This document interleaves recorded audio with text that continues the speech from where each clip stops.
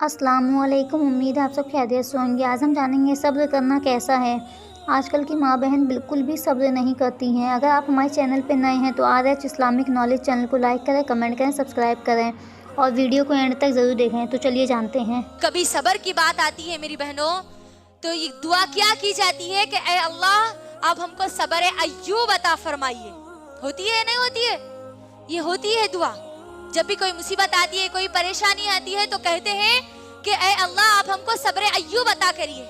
کیوں کہا جاتا ہے کہ کیا کبھی آپ نے غور کیا؟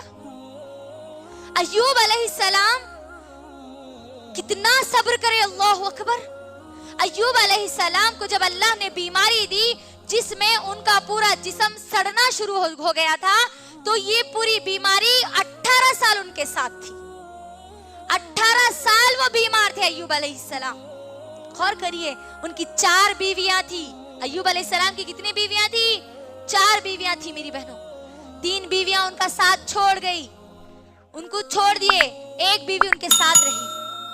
ہم ایوب علیہ السلام کا جو جسم تھا وہ بیماری کی وجہ سے سڑتا جا رہا تھا میری بہنوں۔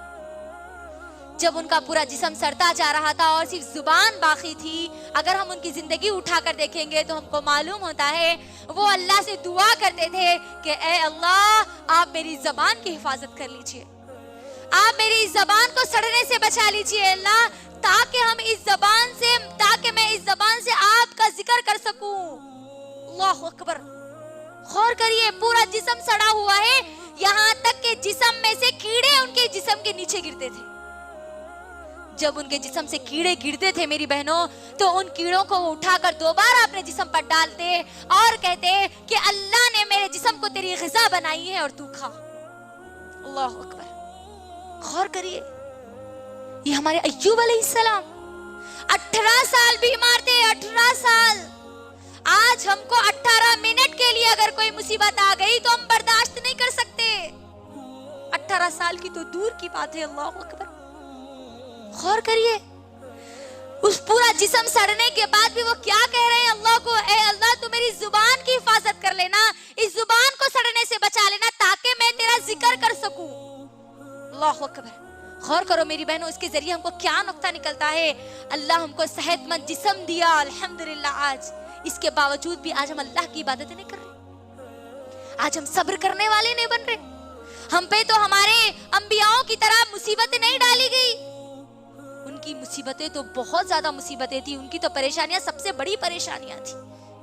ہم ان کے بارے میں تو سوچ بھی نہیں سکتے، گمان بھی نہیں کر سکتے، نہ ہی ہم اس کا صبر کر سکتے ہیں۔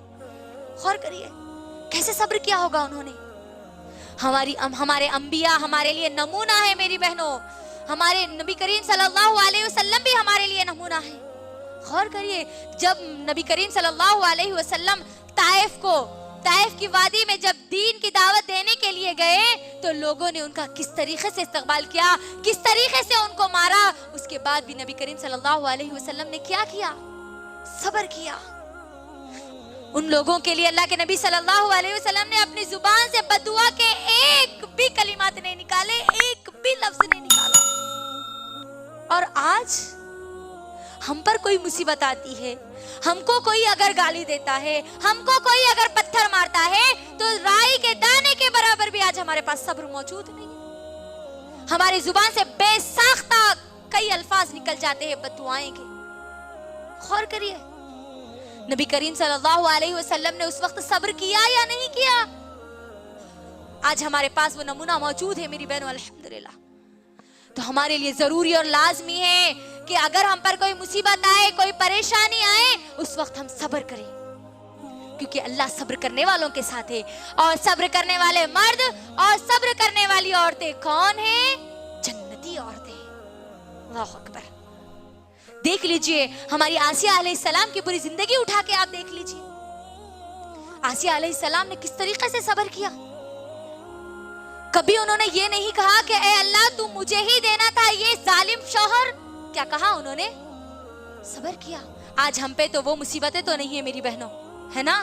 آج ہم پہ وہ مصیبتیں تو نہیں ہیں کہ شوہر ہمارے سر پہ کھڑا تلوار لے کے ہم کو کوئی حکم دے اور ہم وہ نہ کریں، ہے نا؟ ہم پہ آج وہ مصیبتیں تو نہیں ہیں۔